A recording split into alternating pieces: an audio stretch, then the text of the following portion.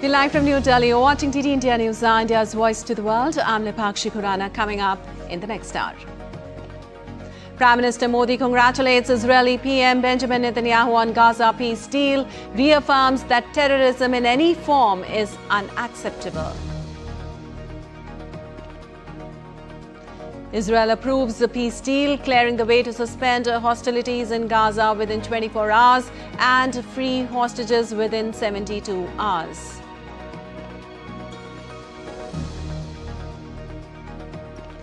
U.S. judge temporarily blocks Trump's deployment of National Guard troops in Chicago and other states as part of his sweeping crime and immigration crackdown. 7.4 magnitude earthquake strikes off southern Philippines. Tsunami warning issued. Coastal residents directed to evacuate. And in sports, India will aim for a clean sweep as they take on West Indies in the second test in New Delhi on Friday. Hosts lead the two-match series 1-0.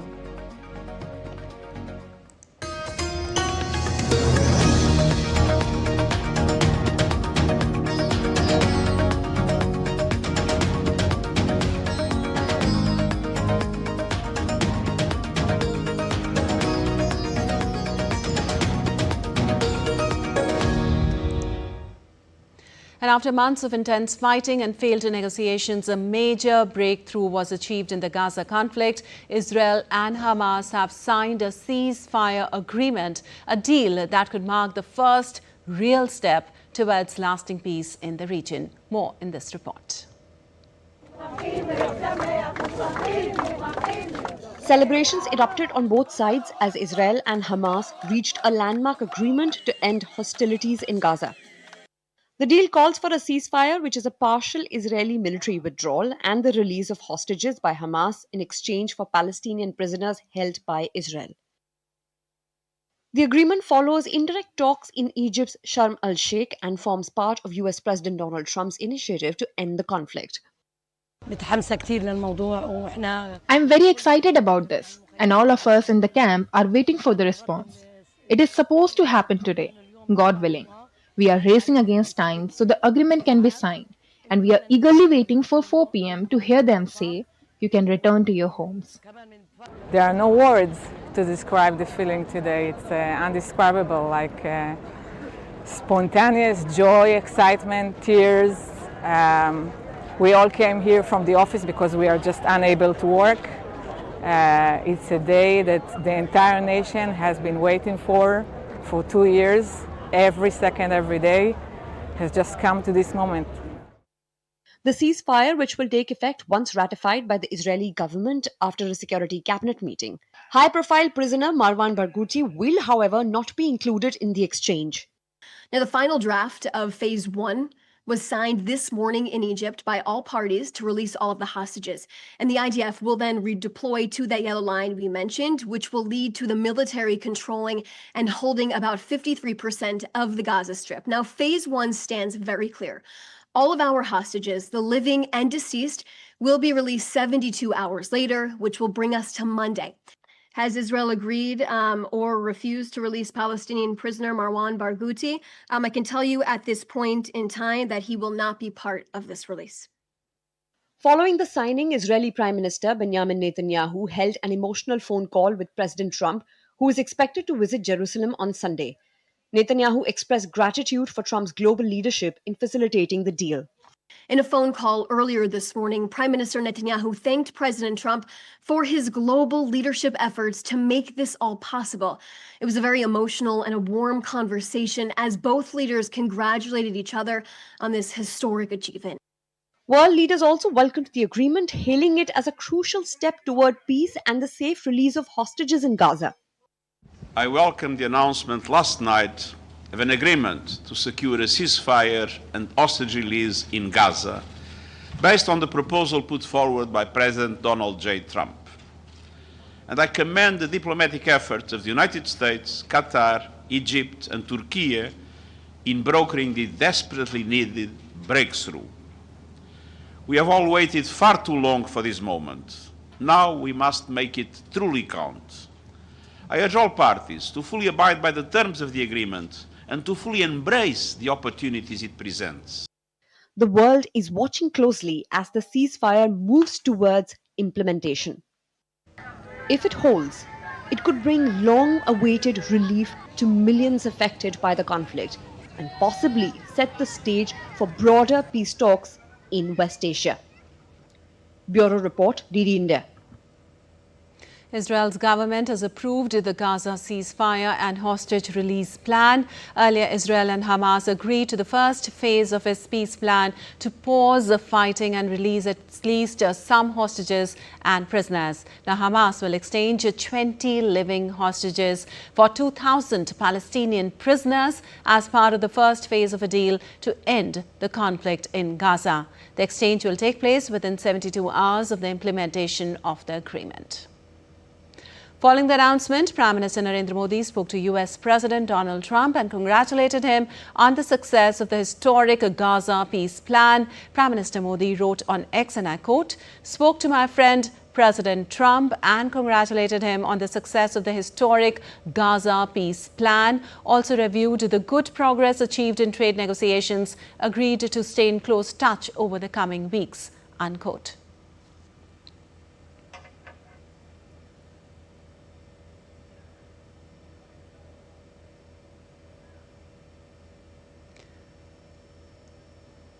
While Prime Minister Modi also called Israeli counterpart Netanyahu to congratulate him, he said, and I quote, "We welcome the agreement on the release of hostages and enhanced humanitarian assistance to the people of Gaza, reaffirmed that terrorism in any form or manifestation is unacceptable anywhere in the world," unquote.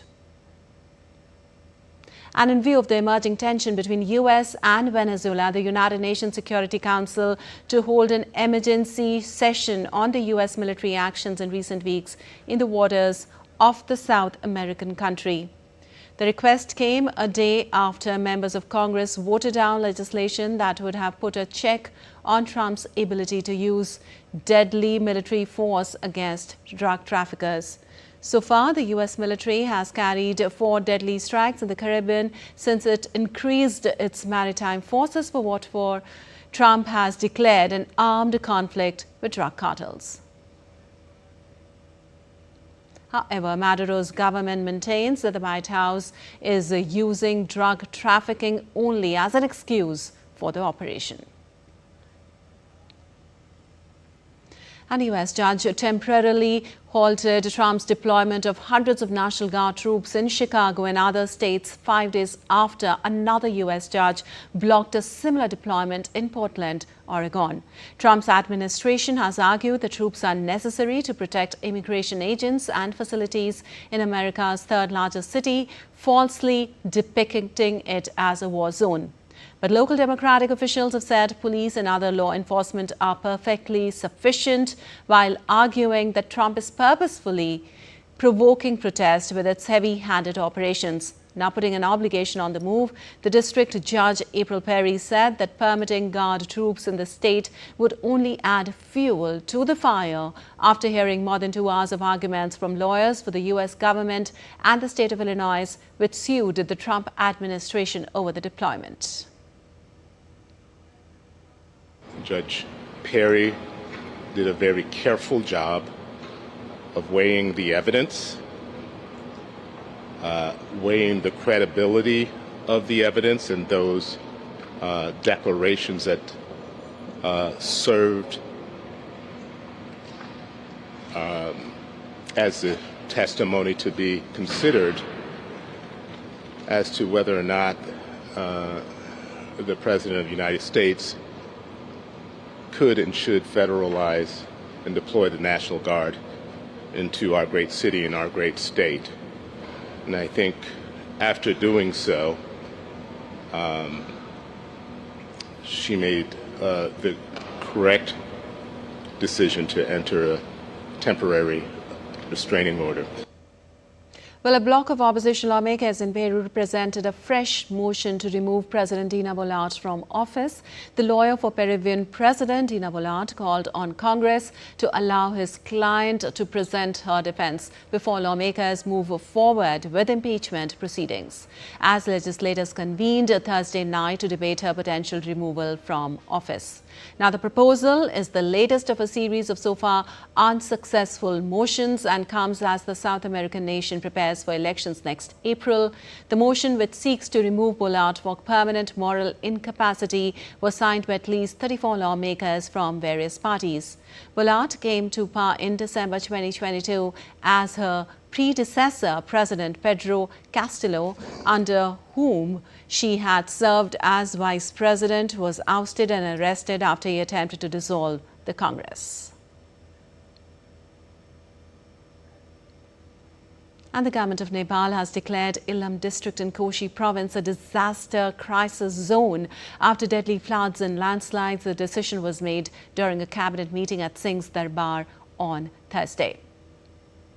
Severe floods and landslides in Ilam have claimed 39 lives, left 29 injured and 1 reported missing. The disaster caused heavy damage to the district's road network and infrastructure. During the meeting, the cabinet also approved Nepal Electricity Authority's proposal to issue 20 billion rupees in energy bonds to boost hydropower projects, aiming to enhance energy security and reduce dependence on imports. And Sri Lankan Prime Minister Dr. Harini Amarasurya announced in Parliament about the establishment of the National Women's Commission. Prime Minister Dr. Harini Amarasurya informed the Parliament the newest addition to the island's independent commissions is the National Women Commission. She stated that the members were appointed to the body 2 to 3 weeks ago and its establishment has now been completed. The addition brings the total number of independent commissions under the government to 10 now. And still to come in DD India NewsHour. UN begins work to restore power to Russian-held Zaporizhzhia nuclear power plant, cut off from the electricity grid for more than 2 weeks now.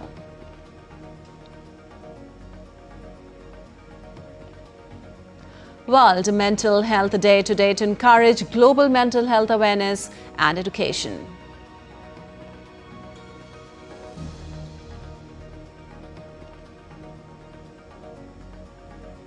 And chocolate prices go up in US this Halloween season as cocoa costs soar.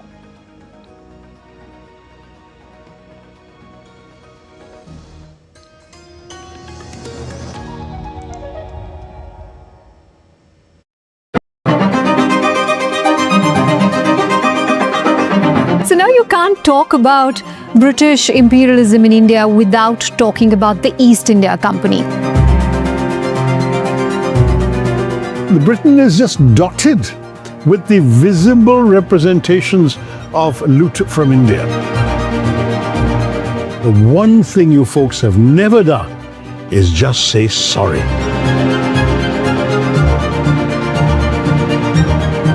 Are you ready to roll? I am ready to roll.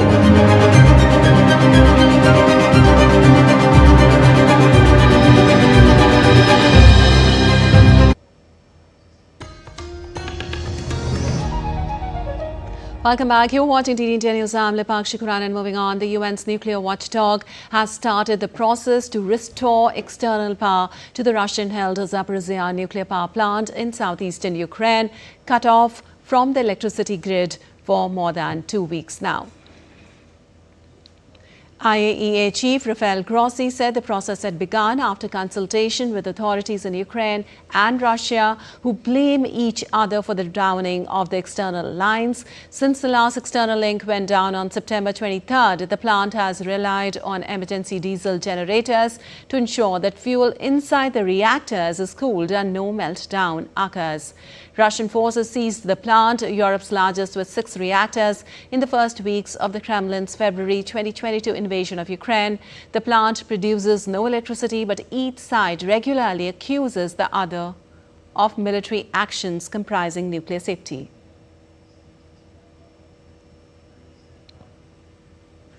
And as the U.S. government shutdown still continues, and so its impacts, U.S. Transportation Secretary Sean Duffy warned on Thursday that the government could dismiss air traffic controllers who repeatedly fail to show up for work.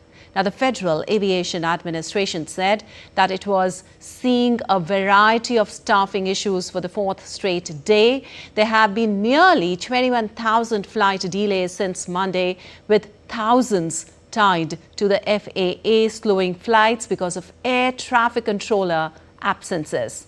Now, during that 35-day shutdown, the number of absences by controllers and officers rose as workers missed paychecks, extending checkpoint wait times at some airports.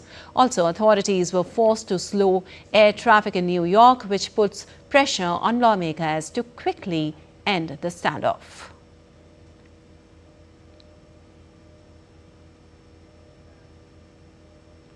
And pledging to continue to find ways to work together to maintain the international rules-based order at a time of growing tensions, New Zealand and Singapore on Friday signed a comprehensive strategic partnership. Now, the two countries concluded an agreement on trade in essential supplies, formalizing an arrangement that began during the COVID-19 pandemic when air freight continued between the two countries despite few passengers on flights. Now, the two countries have maintained political ties for 60 years and in 2019 signed an enhanced partnership agreement that covered trade and economics, defense and security, and supply chains. And an earthquake of magnitude 7.6 struck Philippines' Mindanao region on Friday, prompting the U.S. tsunami warning system to issue a tsunami warning for parts of the region and Indonesia. Tsunami waves ranging from 0.3 to 1 meter above a tide level are possible along some coast located within 300 kilometers. Philippine Seismology Agency have strongly advised people in coastal town in central and southern Philippines to immediately evacuate to higher ground. Local authorities in the Philippines and neighboring nations have urged residents to remain alert and stay away from shorelines until further notice. The quake was at a depth of 62 kilometers. And in view of the major earthquake in Philippines, Indonesia has also issued a tsunami warning for northern Sulawesi and Papua regions. Indonesia's geophysics agency suggested there was a risk of tsunami waves as high as 50 centimeters hitting Indonesia's shorelines.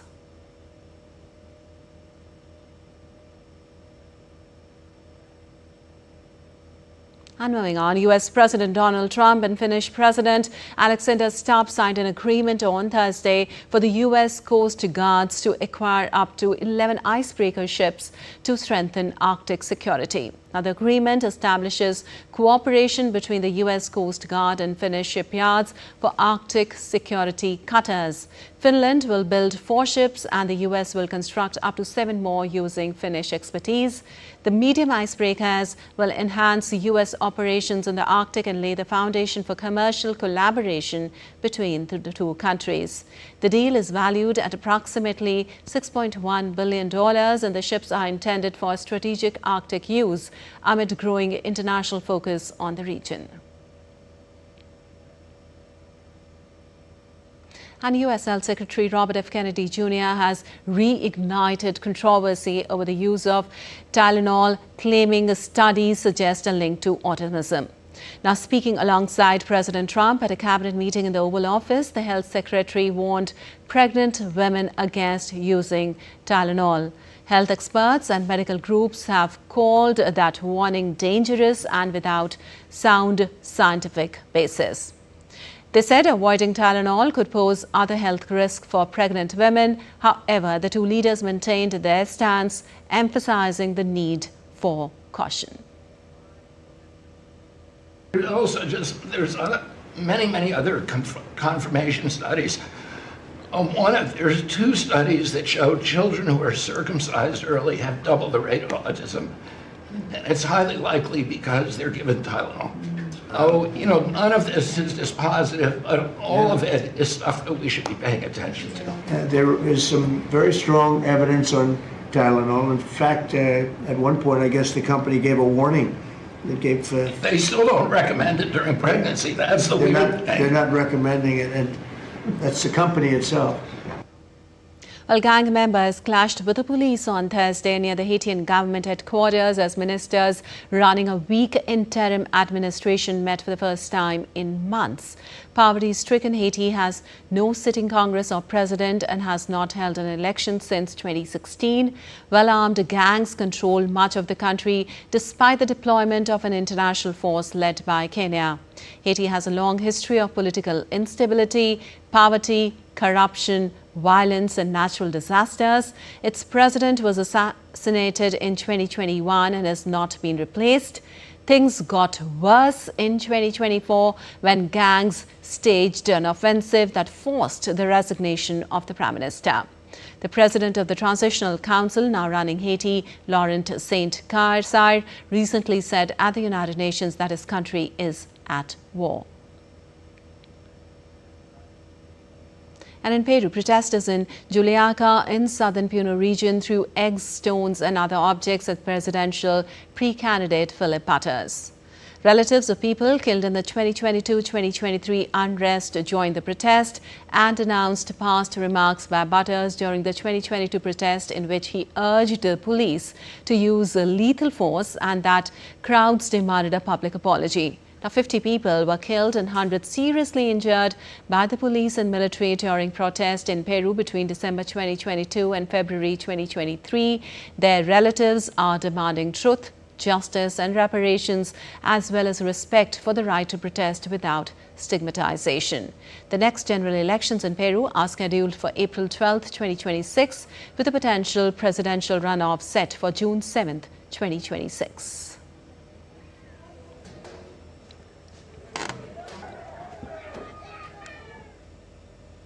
Well, anticipation is growing and people around the world are taking bets on who will be awarded this year's Nobel Peace Prize. Now, one of the most prestigious awards of this kind in the world, the Nobel Peace Prize is one of the 5 created by Swedish industrialist Alfred Nobel. Here's what to know ahead of this year's announcement, the secretive process and peculiar boast of Nobel Peace Prize. Amid the noise of conflict, the rush of history, and the weight of division, there is a light that refuses to fade. A light kindled not by power, but by principle. Not by force, but by faith in humanity. This is the story of a prize that does not honor the end of war, but the beginning of courage. The Nobel Peace Prize, where hope becomes history. This remarkable journey began with a single act of conscience, Alfred Nobel's will, signed on November 27, 1895 in Paris. In his final testament, he directed that the bulk of his vast fortune be used to honor those who shall have conferred the greatest benefit to humankind. Among the 5 prizes he established, one stood apart in purpose and spirit. The Nobel Peace Prize, awarded to those who have done the most or the best work for fraternity between nations, for the abolition or reduction of standing armies, and for the promotion of peace congresses. The prize is selected by the Norwegian Nobel Committee, a 5-member body appointed by the Norwegian Parliament. Since its inception in 1901, the Nobel Peace Prize has been awarded 105 times to 139 laureates, 92 individuals and 28 organizations as of 2024. Recognizing exceptional efforts in peace building, human rights and disarmament. Women have received the prize 19 times, with Bertha von Suttner becoming the first female laureate in 1905 for her pioneering peace advocacy, and Malala Yousafzai, the youngest, honored in 2014 at the age of 17 for her courageous fight for girls' education under Taliban rule. The prize was awarded to Henry Dunant in 1901 for co-founding the International Committee of the Red Cross, and to Martin Luther King Jr. in 1964 for his non-violent civil rights leadership. Mother Teresa was recognized in 1979 for her humanitarian service in Kolkata, while Nelson Mandela and F.W. de Klerk jointly received it in 1993 for ending apartheid in South Africa. In 2001, Kofi Annan and the United Nations were honored for revitalizing global diplomacy, and in 2024, the Japanese organization Nihon Hidankyo, representing atomic bomb survivors, was awarded for its powerful testimony and campaign to abolish nuclear weapons. It is not merely an award, but a moral compass, a call to courage, dialogue, and solidarity. While moving on, Veracruz Governor Nahale conducts an aerial inspection of severe flooding across parts of the eastern Mexican state. The images reveal a widespread inundation following days of heavy rainfall, which have displaced residents, submerged farmland, and disrupted local infrastructure. Veracruz governor flew over multiple affected regions to assess the damage and coordinate emergency response efforts. State authorities are working with federal agencies to deliver aid and evacuate high-risk areas. And October 10th is observed as the World Mental Health Day to encourage global mental health education, awareness and advocacy against social stigma. Despite increased awareness, many still shy away from seeking help due to fear of judgment or stigma. PT Kaur in the report ahead explores how mental health is integral to an individual's overall health.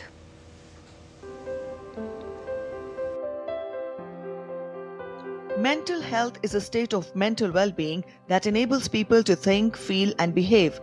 It is an integral component of health and well-being that underpins our individual and collective abilities to make decisions, build relationships and shape the world we live in. Mental health is more than the absence of mental disorders. Mental illness, something that people have faced in some point of their lives knowingly or unknowingly, accounts for more than 12% of global disorders. It can affect a person in countless ways. The symptoms are diverse and the experience is deeply personal. Some of the conditions include anxiety disorders, depression, bipolar disorder, post-traumatic stress disorder, schizophrenia, eating disorders, disruptive behavior and dissocial disorders, neurodevelopmental disorders. While some may experience persistent feelings of sadness or anxiety, others might struggle with mood swings, lack of focus, or even physical symptoms like fatigue or restlessness. It can affect anyone, regardless of background, age, or status. World Mental Health Day, observed every year on 10th of October, serves as a powerful reminder that there is no health without mental health. The theme this year, Mental Health in Humanitarian Emergencies, focuses on the urgent need to support the mental health and psychosocial needs of people affected by humanitarian emergencies. Crises such as natural disasters, conflicts, and public health emergencies cause emotional distress, with 1 in 5 individuals experiencing a mental health condition. However, there is hope. Staying mentally and emotionally healthy is the key to not just surviving, but thriving. The path to healing starts with a conversation. If you or someone you know is struggling, don't hesitate to talk about it. Seek support, share your feelings, and when necessary, consult a mental health professional.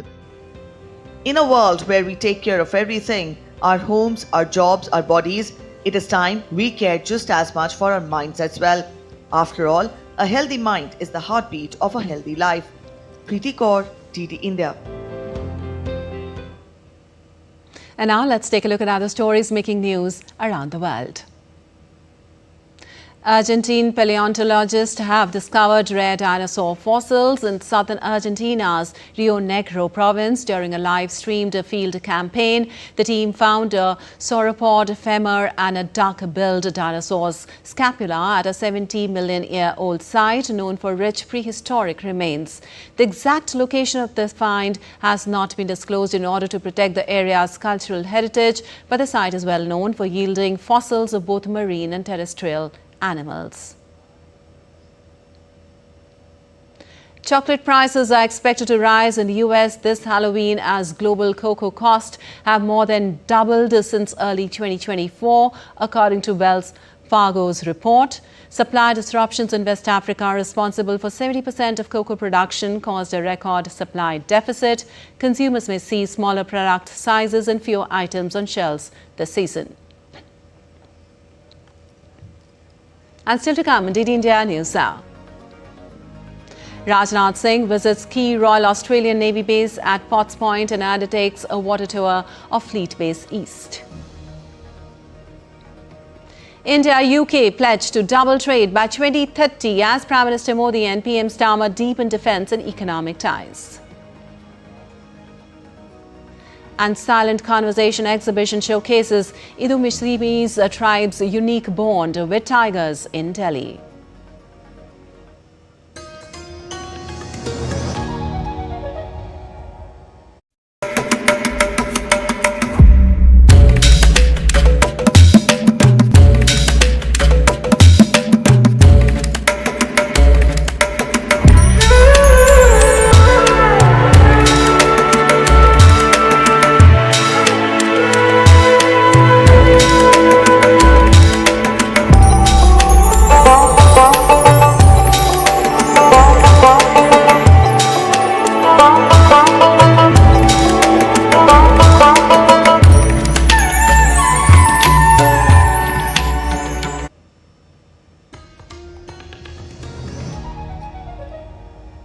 Welcome back. You're watching DD India News. I'm Lipakshi Khurana, and moving on. India's Defence Minister will conclude his two-day visit to Australia today. Rajnath Singh held a bilateral meeting and also co-chaired Defence Industry Roundtable with Australia's Assistant Minister of Defence, Peter Khalil. The meeting was held under the banner of the Comprehensive Strategic Partnership established in 2020, highlighting the pivotal juncture where two sides are making efforts to reposition defence relations not merely as partners, but as co-creators of a secure and prosperous Indo-Pacific. Our defence industrial partnership, based on joint research and development, innovation, co-creation and co-production, still has an untapped potential. It is in this context that I see this forum as an important instrument to make India and Australia natural allies in business and industry too. Friends, as I see it, this potential nature alliance has compelling economic reasons to be successful and mutually beneficial. Australia excels in niche technologies, quantum systems, autonomous underwater vehicles, and advanced maritime surveillance. India, on the other hand, offers vast manufacturing scale and economies, software prowess, and indigenous capabilities in sectors such as shipbuilding, missile technology, and space. Well, earlier he began the day with a visit to the HMAS Kootabool in Sydney, a key Royal Australian Navy base at Potts Point, and undertook a water tour of Fleet Base East. He was received and accompanied by Australia's Assistant Minister for Defence, Peter Khalil. He's also expected to meet members of the Indian community there. The visit comes at a historic moment when India and Australia commemorate 5 years of establishment of India-Australia Comprehensive Strategic Partnership. This also marks the first ever visit of a defence minister to Australia under this government since 2014.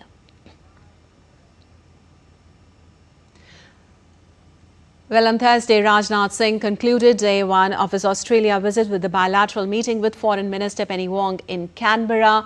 Both the leaders reaffirmed their commitment to further strengthening the India-Australia Comprehensive Strategic Partnership and enhancing cooperation in defence, security and regional stability.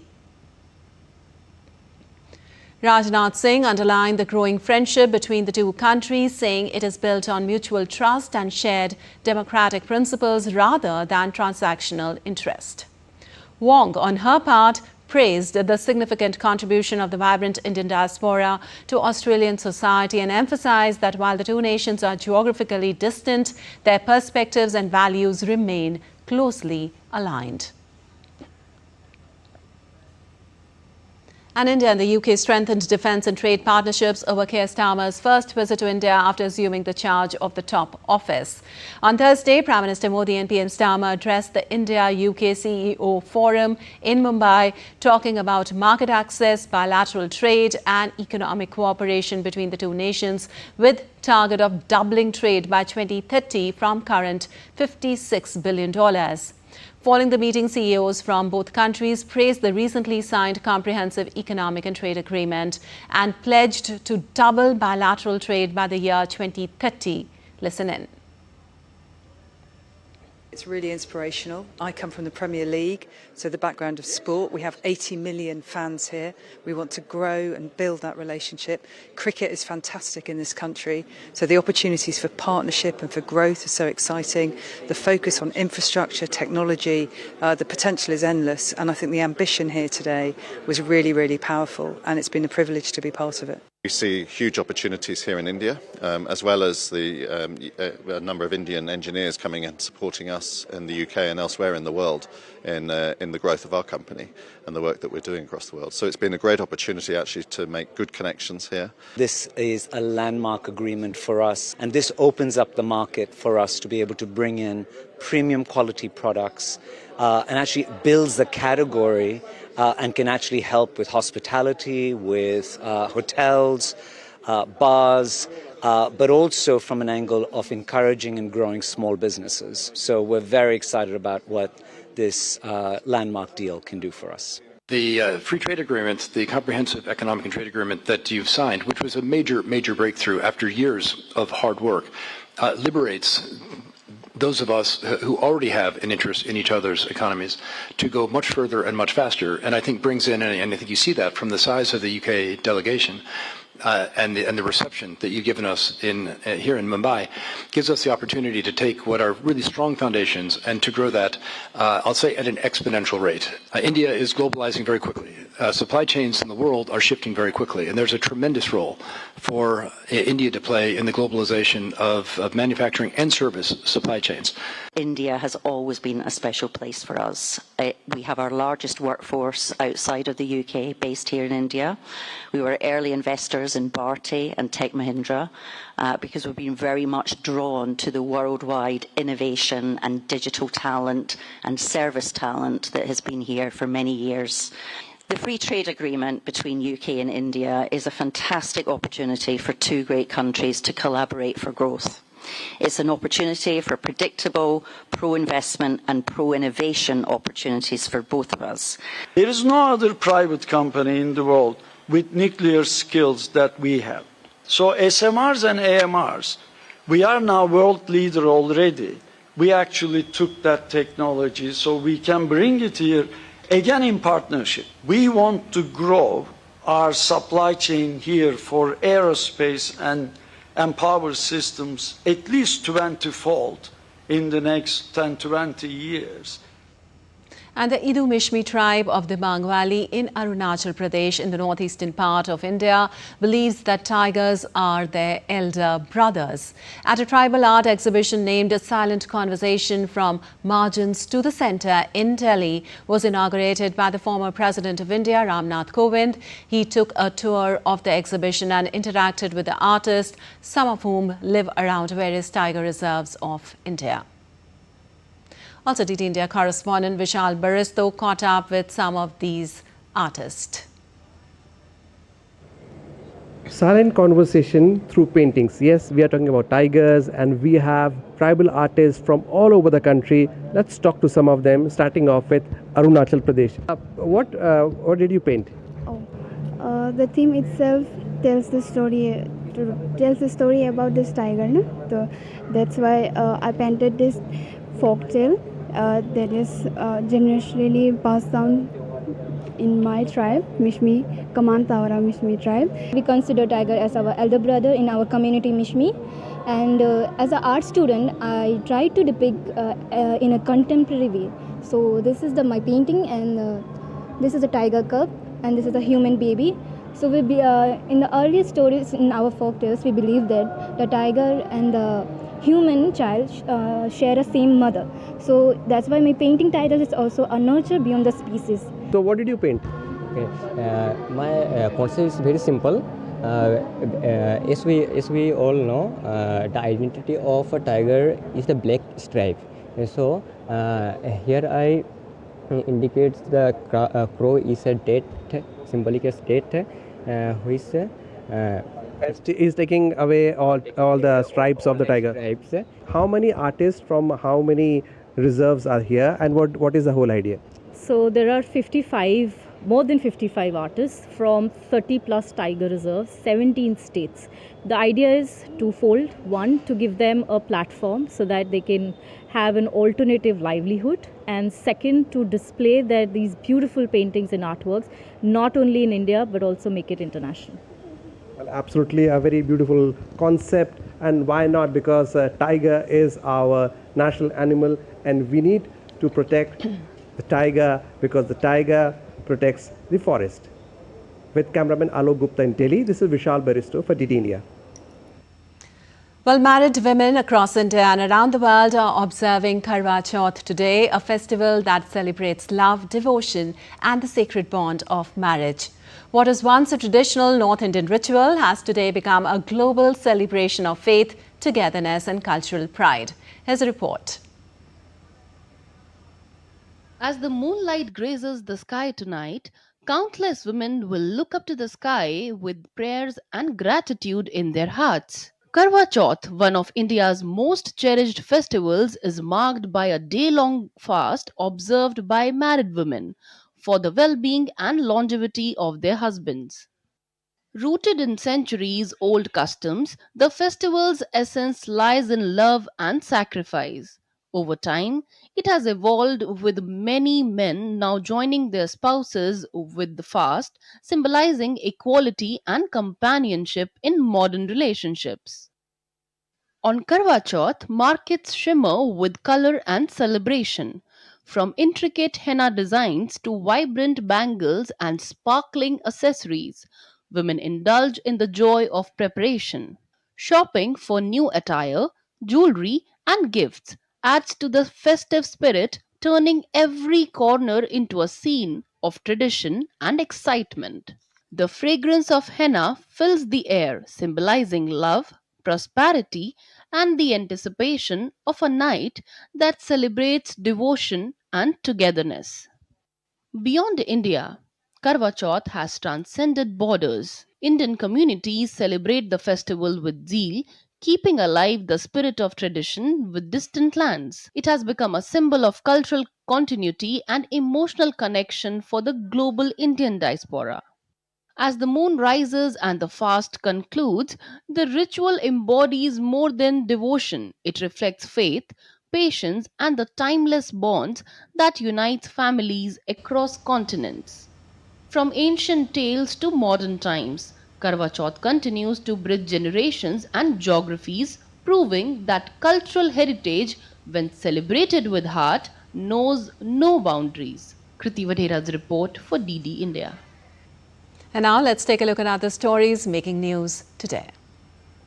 Bihar Assembly elections will be held in 2 phases, with the first phase on November 6th. The voting for 121 seats will cover in the first phase. The Gazette notification for the phases issued on Friday, and nomination papers can be filed from October 10th to 17th, except on holidays. Scrutiny of nominations is scheduled for October 18th, and the last date for withdrawal of candidates is October 20th. Admiral Dinesh K. Tripathi, CNS, launched Panorama 3.0, a comprehensive weather app for Indian Navy's afloat platforms, conceptualized by the Directorate of Naval Oceanology and Meteorology and developed in-house with BISAG in at zero cost. The app offers real-time weather and ocean forecast to support effective decision-making at sea. On the occasion of International Day of the Girl, the Indian Army organized an outreach program at Kasturba Gandhi Balika Vidyalaya in Menchuka, Arunachal Pradesh, empowering 95 girl students. A special session on women in armed forces highlighted courage, opportunities and achievements, motivating girls to dream big. Karnataka has become the first state in India to extend menstrual leave to women employees across both government and private sectors. The Labour Department in Karnataka has introduced a progressive new law allowing women to take up to 12 days of paid menstrual leave annually, aiming to promote women's health and workplace inclusivity. While Odisha and Bihar already provide menstrual leave for government employees and Kerala has implemented the policy in universities, Karnataka's move marks the first comprehensive coverage for all sectors. On Friday, Supreme Court will proceed its hearing on issues related to the manufacturing and sale of green crackers in Delhi and the NCR region. These eco-friendly fireworks are designed to reduce air noise pollution caused by traditional firecrackers, promoting cleaner celebrations during festive seasons. On Thursday evening in Ayodhya's Paglabhari village, a house collapsed after a powerful blast and 5 people lost their lives. Rescue and investigation underway after explosion. The explosion caused the house located in farmland outside the village to crumble. Authorities including police, fire brigade and forensic teams launched operations. Preliminary findings suggest a possible kitchen gas cylinder blast, though all angles are being investigated.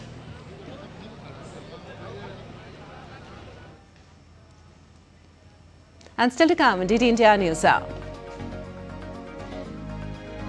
US finalizes $20 billion aid deal with Argentina as Milei faces market turmoil ahead of key midterms.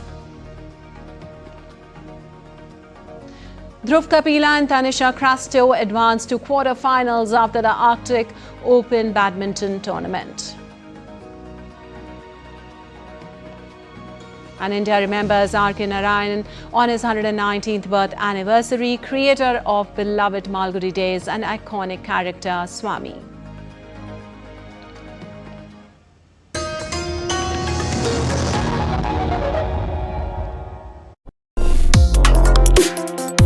Complex issues, hidden agendas, twists and turns, strategic games. We think all dots are linked. We just need to connect them. Join me every week as I connect the dots to unravel hidden designs in statecraft, mysteries, and decode issues that matter to you. Watch Connecting the Dots with me at these times on DD India.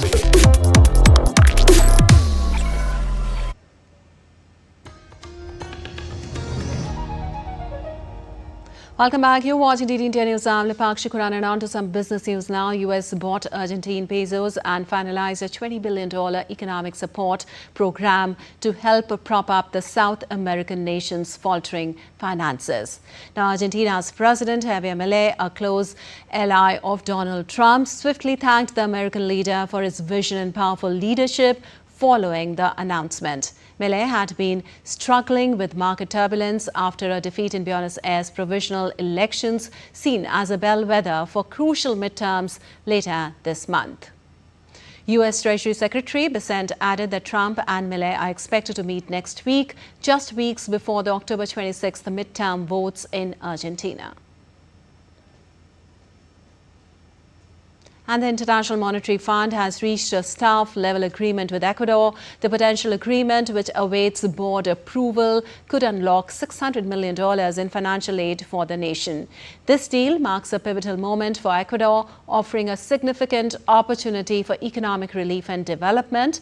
The move seeks to bolster financial backing for South American nations' efforts to strengthen fiscal sustainability and boost private investment and job-rich growth.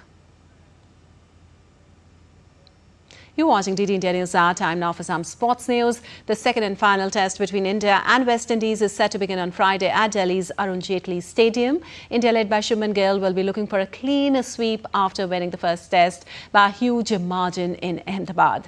Meanwhile, West Indies still eye their first test win against India in over 2 decades. Here's a report by DD India's correspondent Narayan Singh.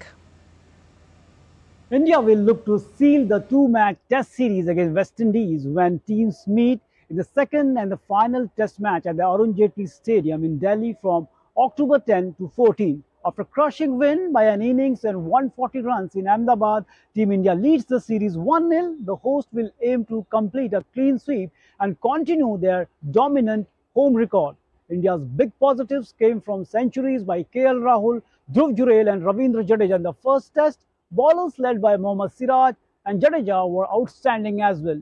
Team India may stick with the same combination that played in Ahmedabad given the balance and the form of the side. Captain Shubman Gill said the team is focused on grooming its pace bowlers and providing enough opportunities to promising players in the longest format. How we can make the players feel more secure and what kind of combinations that we can play. We sort of want to look at 18 or a 15 member squad where we are picking constantly players from that bunch and from that squad. And one of the key things that we discuss is how we can build our fast bowlers. We have a pool of good fast bowlers and we want to be able to keep rotating them so that they get enough opportunities, come whenever we tour South Africa, Australia, or New Zealand. Meanwhile, the West Indies will look to regroup after a tough first test match. With injuries to Alzari Joseph and Shamar Joseph, their challenge gets tougher. But they will hope to show fight and resilience in this test match in Delhi. This pitch is expected to assist spinners as the game progresses, something that will please Indian spinners. The last test at this venue was in February 2023 when India defeated Australia inside 3 days on a turning track. Will India finish the series in style or will West Indies bounce back and level it? All eyes now on the action at the Arun Jaitley Stadium. This is Narayan Singh reporting for DD India, New Delhi. And India scored in the last minute to earn a 1-1 draw against Singapore in their third Group C match of the 2027 Asian Cup qualifiers in Kallang. Iksan Fandi opened the scoring for the host in first half stoppage time before Rahim Ali netted a 90th minute equaliser to help the Blue Tigers steal a point. Ali's goal was his first in Indian colours. The draw helped the India move up to the third spot in the group with 2 points from 3 games, while Singapore are on the top with 5 points. The other 2 teams in the group are Hong Kong, China and Bangladesh. The Blue Tigers will face Singapore once again in their reverse match in Goa on Tuesday. And India's Dhruv Kapila and Tanisha Crasto marched into the quarterfinals of the Arctic Open badminton tournament after a come-from-behind win in Finland. The Indian mixed doubles pair rallied to win the match 23-25, 21-14, 21-17 against Ukrainian duo Oleksiy Titov and Yevgenia Kantemir in Vantas City. After losing an evenly contested opening game, the Indian duo bounced back to clinch the second and the third game. In women's singles, Anmol Karb also fought back from a game down to beat Chinese Taipei's Su Wenqi 18-21, 21-18, 21-17 and reached the quarter-finals. Well, October 10th marks the 119th birth anniversary of celebrated Indian author R.K. Narayan. The television adaptation of his work, Malgudi Days, became a household name in India, particularly because of the little boy, Swami. Take a look.